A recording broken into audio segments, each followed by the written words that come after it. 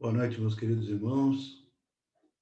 É sempre uma alegria muito grande podermos nos reunir para poder aprender um pouco mais com o nosso Evangelho de Jesus.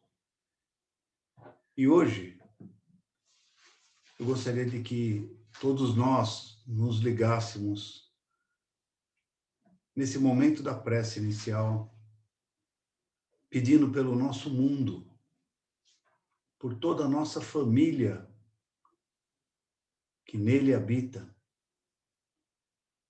pedindo paz, saúde, equilíbrio e amor.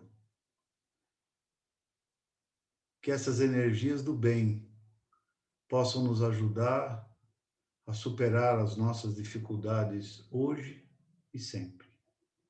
Que assim seja. Hoje eu gostaria de falar um pouquinho sobre a vida de um grande expoente, que é a vida de Paulo, do apóstolo Paulo. Mas nós vamos nos ater um pouquinho mais sobre a vida de quem foi Saulo, para que a gente possa entender um pouquinho da sua caminhada, das suas dificuldades e necessidades. Ele tinha como primeiro nome, era Saul ou Saulo, que significava ou significa implorado, desejado. Ele nasceu em Tarso, que era uma cidade próximo, dentro da cidade de Sicília. E ele tinha como profissão, ele fazia tendas e artefatos em couro.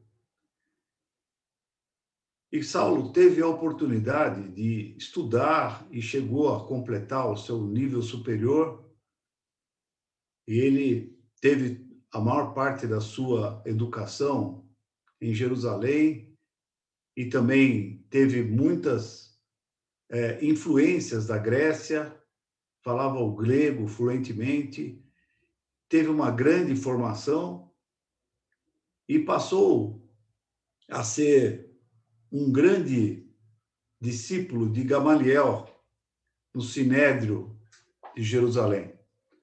E ele era visto e falado, chamado como a beleza da lei, porque ele tinha muita capacidade, muito conhecimento e tinha uma grande disciplina dentro dos preceitos da religião que ele tentava seguir.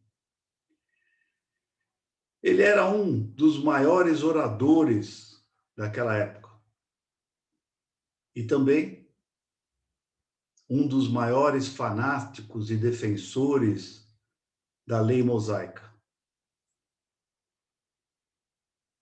O que para nós é importante entender que dentro dos princípios que ele tentava seguir, dentro da lei, religião e tudo aquilo que ele realmente estudou e vivenciou, ele fazia com toda a sua capacidade. Então, ele executava todos os preceitos da lei e todas as buscas que ele fazia eram relacionadas com aquilo que ele acreditava, que ele vivia e que ele realmente tentava fazer o seu melhor. Ele realmente tinha muita revolta quando ele ouvia sobre os seguidores do Cristo, de Jesus.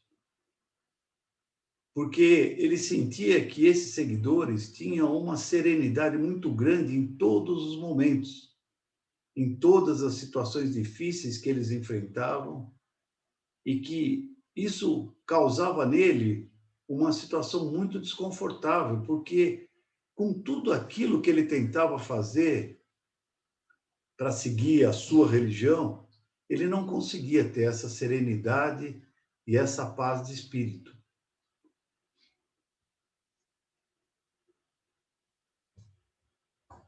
ele era um homem muito honesto dentro de todos os princípios que ele seguia. E Saulo, dentro daquilo que, naquele momento, era uma causa importante dentro do Sinédrio, que era a perseguição de Jesus e de todos os seus seguidores, ele acabou tendo várias atitudes violentas, né, contra os cristãos daquela época, e uma delas foi que ele perseguiu muito Gesiel, que depois trocou o seu nome e se tornou Estevão. Ele perseguiu com muita direção a esse cristão especificamente, que era um líder naquela época, que realmente seguia Jesus. E, como tudo acontece, né, ele acabou namorando Abigail, noivando, e Abigail era irmã de Estevão. Num determinado momento, Saulo convidou Abigail para poder ir a um apedrejamento de cristãos. E nesse apedrejamento foi quando Estevão foi morto dentro desse sacrifício que era feito de uma maneira comum entre eles, judeus, né? Daquela lei que eles seguiam. A partir desse momento, da morte de Estevão, Abigail desmanchou o seu noivado, acabou se separando de Saulo, ficou doente e morreu. A partir desse momento, pelo sofrimento de Saulo, como ele julgava que a maior causa de tudo isso que ele estava vivendo era Jesus, ele se dirigiu para Damasco para poder se vingar de alguma forma sobre aquele sacrifício, aquele sofrimento que ele estava vivendo naquele momento, que era a perda de Abigail. E quando ele parte para Damasco, ele vai com mais alguns homens que o seguem, e ao chegar próximo de Damasco, ele tem um clarão muito grande, a sua vista se turva, ele tem um mal-estar, ele cai, e dentro dessa sensação que ele estava vivendo, ele ouve uma voz doce dizendo o seguinte: Saulo, por que me persegues? E nesse momento ele foi extremamente envolvido por essa energia, e aí se ajoelhou e acabou realmente entendendo que existia algo muito maior do que o que ele estava avaliando. Jesus coloca para ele, pois ele teve dúvida do que ia fazer, de como ele ia realmente se posicionar, e Jesus coloca para ele ir até Damasco e procurar Ananias, que era um dos seguidores que estava lá em Damasco. Ananias o atendeu, o ajudou, o curou, né? E acabou sendo para Saulo esse momento um momento muito importante. A partir daí ele se isolou durante 3 anos para poder fazer a avaliação de tudo que foi na sua vida, se preparar e daí, a partir de então, se tornar o verdadeiro apóstolo Paulo, que deixou o homem velho e assumiu o homem novo. Esse é um breve relato do que foi essa rápida passagem da vida de Saulo e a transformação que ele teve até chegar ao apóstolo Paulo. Uma das coisas que eu acho fantástico desse momento para a gente entender, que aqui cabe muito bem a colocação que a gente ouve de Chico, que você não pode voltar atrás e fazer um novo começo, mas você pode começar agora e fazer um novo fim. Essa frase ela cabe muito bem nesse momento, para que a gente possa entender que durante todos esses 3 anos, Saulo sofreu com todos os arrependimentos de atitudes, reviu momentos difíceis da vida dele, refletiu sobre aquilo que era certo e errado, e aí conseguiu criar um momento para reiniciar sua vida dentro de uma nova postura. E aí ele caminhou para criar uma nova vida, e aí ele conseguiu fazer um novo fim. Então, uma das coisas que eu acho que a gente não podia deixar de lembrar, que Paulo deixou para nós coisas muito bonitas. E uma das frases que ele coloca, que é muito importante para nós, e a gente não pode se esquecer disso, é que ele diz o seguinte: ainda que eu fale a língua dos homens e dos anjos, se eu não tiver amor, serei como o bronze que soa ou como o símbolo que retine. Ainda que eu tenha o dom de profetizar e conheça todos os mistérios e toda a ciência, ainda que eu tenha tamanha fé a ponto de transportar montes, se não tiver amor, nada serei. Ainda que eu distribua todos os meus bens entre os pobres, e ainda que eu entregue meu próprio corpo para ser queimado, se não tiver amor, nada disso me aproveitará. O amor se alegra com a injustiça, mas não se alegra com a justiça, mas regozija-se com a verdade. Tudo sofre, tudo crê, tudo espera, tudo suporta.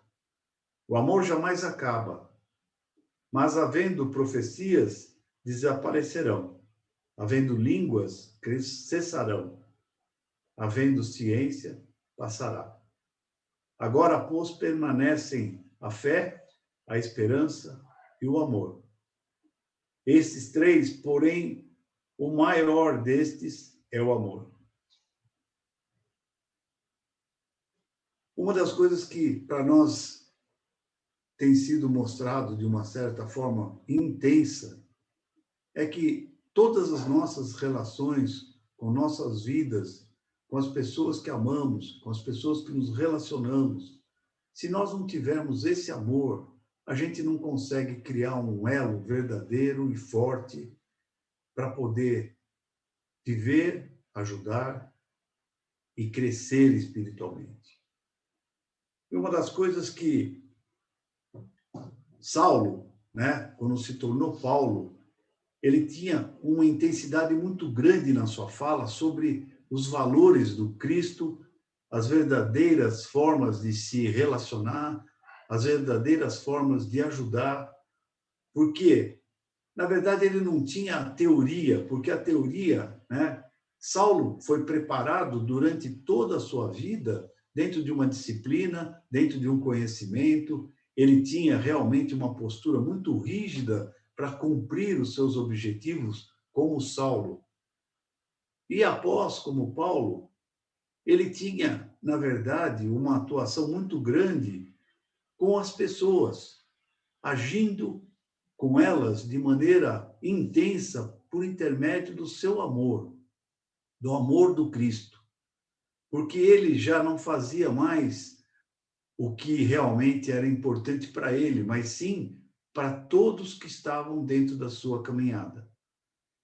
E isso eu acho que é uma coisa importante para a gente entender o quanto realmente o sentimento que a gente tem que criar em nós é importante para a gente poder ampliar a nossa atitude de caridade, de ajuda, de reciprocidade com todos que estão à nossa volta. Nós não conseguiremos divulgar o Espiritismo em lugar nenhum e nem para ninguém se não formos capazes de termos relacionamentos verdadeiros, verdadeiramente cristãos, onde se possa apoiar e ser apoiado, onde eu possa confiar e seja confiável, onde eu possa servir e seja servido. Se a gente olhar para a atitude de Paulo, ele aprendeu com as pessoas a intensidade do amor de Jesus, servindo. E nós espíritas, né, não vamos passar teoria para as pessoas que estão à nossa volta. Se nós não convivermos verdadeiramente com relacionamentos e atitudes cristãs voltadas para o próximo e para nós mesmos, nós não vamos conseguir aplicar esse grande ensinamento de Paulo. Porque, veja, nós não podemos seguir a religião teoricamente. Nós precisamos viver a religião nos seus valores, nos seus sentimentos e na participação efetiva com todos que estão à nossa volta.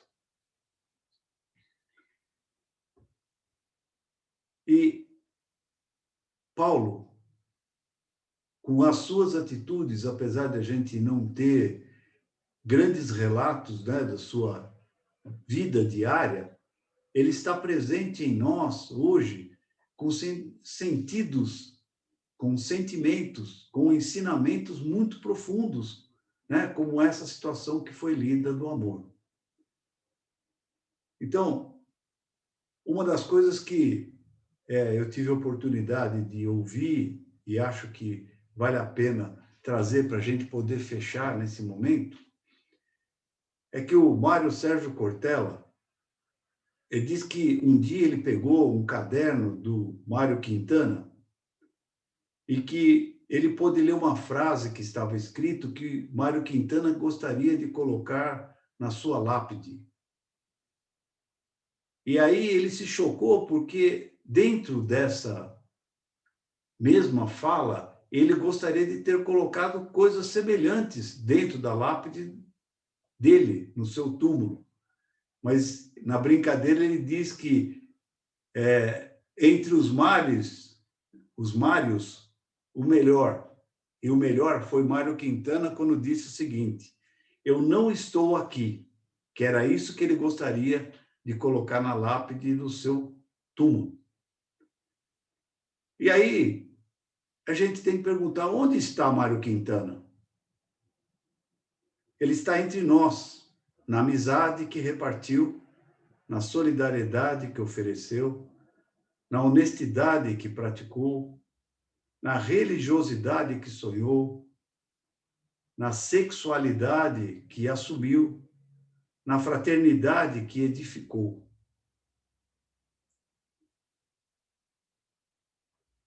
Onde está Mário Quintana?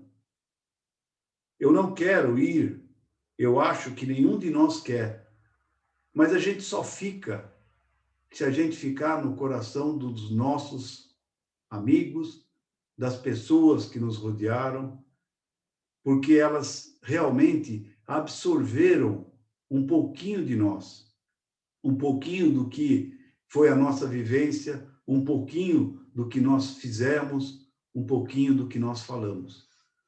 E aí, nós estaremos presentes quando alguém lembrar do perfume que a gente usava, de uma comida que a gente gostava, de algo que a gente fazia e era agradável, de uma música que a gente ouvia e se sentia feliz. E aí, nisso, a gente será lembrado efetivamente. E nós não iremos ser esquecidos. E Paulo, realmente, ele não é esquecido em nenhum momento daqueles que realmente tentam viver o Evangelho de Jesus. Porque ele foi o maior seguidor, o maior entre todos, porque ele teve dificuldade, né? Algumas delas, que foi largar aquilo que ele era para se tornar quem foi na sua vida, no final, completando como Paulo. Ele perdeu tudo. Ele perdeu a família, porque ele não representava mais aquilo que ele era.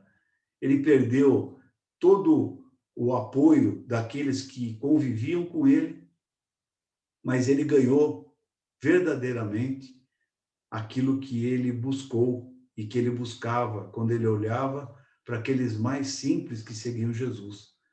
Aquela sensação de paz, aceitação e de amor. Para nós, eu acho que fica realmente a importância da gente poder olhar para essa história, para essa vida, e saber que nós também temos a mesma possibilidade, em qualquer momento da nossa caminhada, de fazer essa escolha, de deixar o homem velho, de deixar aquilo que nós já erramos, de não nos julgarmos por aquele momento que nós vivemos. Porque naquele momento que nós erramos, que nós fizemos muita coisa contrária, era aquilo que a gente acreditava que era o correto, assim como Saulo. Tudo aquilo que ele errou, né, com atitudes contra os cristãos, né, e toda a sequência dele dentro da lei mosaica, ele realmente acreditava que aquilo era o momento, que aquilo era o caminho, que aquilo era o certo. Quando a gente olha para o nosso passado, com os nossos erros, as nossas dificuldades, os nossos deslizes, a gente precisa olhar para isso, que naquele momento o que nós conseguimos fazer era aquilo. E quando a gente fizer e conseguir ter essa guinada na nossa vida para poder deixar verdadeiramente esse homem velho e buscar o homem novo, a gente tem que olhar para o nosso passado com muita alegria de poder ver que nós conseguimos caminhar, não nos condenando, não deixando de nos perdoar por alguma coisa errada que nós fizemos, mas adquirindo um novo olhar desse amor que Paulo nos coloca, também por nós mesmos, para que a gente possa se perdoar, se aceitar e criar um novo caminho onde a gente possa realmente brilhar com o que nós temos de melhor dentro de nós. Essa história eu acho fantástica, porque quando a gente olha o apóstolo Paulo, a gente não imagina o tamanho da transformação. Isso foi dentro de um processo do berço ao túmulo. Não foi um processo de 2000 anos. Naquele momento, ele deixou alguns valores que para ele eram muito importantes, verdadeiros, que ele seguia com toda a sua disciplina e adquiriu uma visão nova de alguém contrário a tudo aquilo que ele caminhou até aquele momento. Se desprendendo de todo o orgulho de ser judeu, de fazer parte do Sinédrio, de ter uma posição social, de ser o maior orador. Ele deixou tudo isso para se tornar o pregador de Jesus, do amor e da caridade.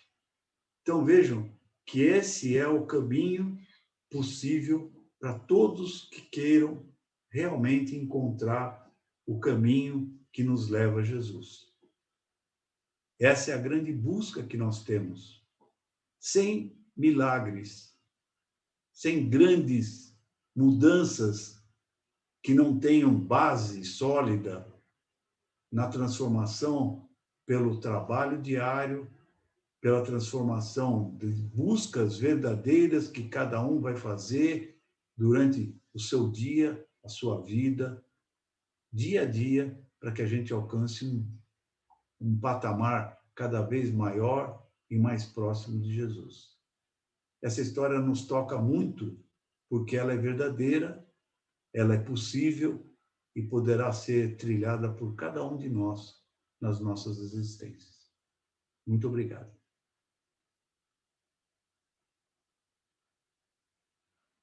Agora, agradecendo a oportunidade que tivemos, desse momento tão bonito, onde a gente pode aprender tanto com esses irmãos que nos antecederam na história, sabendo que é possível estarmos cada vez mais próximos de Jesus, amando o nosso próximo, vivendo com o nosso próximo, fazendo o melhor por ele e por nós, para que todos nós caminhemos dentro da evolução espiritual.